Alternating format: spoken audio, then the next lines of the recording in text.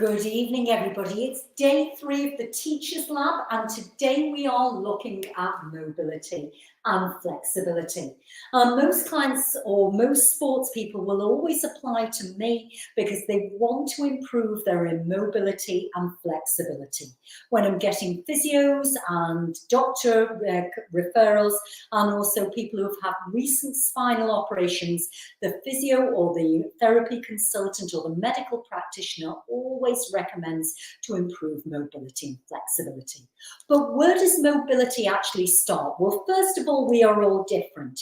Yes, you can definitely improve your mobility and flexibility without a doubt. So there is a saying, your genes load the gun, the environment pulls the trigger. So the environment which you grew up in, whether it was more freedom, more right brain, more playful, more climbing, more outdoors, more academic, will determine or contribute, I should say, to mobility and flexibility in the way you move in life. Because our body is always a result of our belief system, and our belief system is dictated by our behavior, and our behavior is a reflection of our core values. So if you have a look at this pelvis on the spine here, I've looked at many cadavers and many different pelvis shapes, and particularly the works of Paul Griley. So everybody's bone shape is different, and if I focus on the pelvis here, if you were to look at a humeral head, everybody's humeral head would be slightly different angled. The length of the neck of the femur would be slightly different. The depth of the acetabulum would be different. The width and the girth of the pelvis would be slightly different. Some femur heads sit slightly forwards, some are more to the side.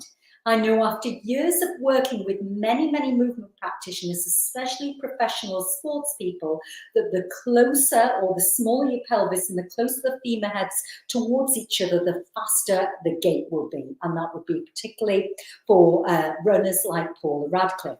So I'm going to teach you something called the Baton scale today. And this is what they use in a lot of professional sports. And I would say it's a dead giveaway to how mobile and flexible your joints are. So Baton scale is 9 points. So you've got 9 points. So first of all, feet and knees together. I'm going to demonstrate sideways. Can you touch the floor with your knees straight and your hands flat? So if you can, that's 1 point. Okay, so I can't touch the floor, so no points there. I'm going to extend my arms out to the side. Now, at the elbow joint, if you've got mobility more than 10 degrees, and you've probably seen it before, inside out elbows, that's going to be 2, 3. So mine score is a normal. I'm going to move back and I'm going to force and lock my knees backwards. Have I got more than 10 degrees of my knees going back? Not really, so that will be 1, 2, 3, 4, 5. Next one, if I go to my thumbs here, can I get one thumb down to touch my wrist? No, I can't. Can you get the other thumb down to touch the wrist? No, I can't. So that would be another 2 points. Other way, to either turning my hand sideways or arm up, how far can I get the little finger back? Yeah? Can I get the little finger back so it touches all the way down? So on the Baton scale, even though I'm a 1,000-hour yoga teacher, even though I'm a Pilates teacher, even though I trained in dance, I still score 0 on the Baton scale. My flexibility is improved no end, but my mobility, and mobility focuses on joint and bone shape, is still the same.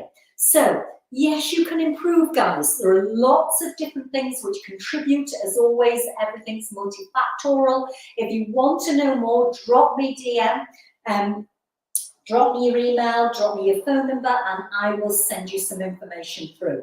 And teachers, when you're working with your clients, you want to look at where the mobility is. So what is over lax and what is over tight? Because if you have an area of compression, you're always going to have an area of flexibility. So for example, when you're doing the Pilates method, if you haven't got optimal hip flexion, guess what? The thoracic starts to overload and you tend to get more mobility there. So that's day 3 of my Teachers Lab Live. Really important, we all inspire each other, we all motivate each other, and we always give back to the universe. Enjoy your evening, everybody, and I hope you found that top tip interesting.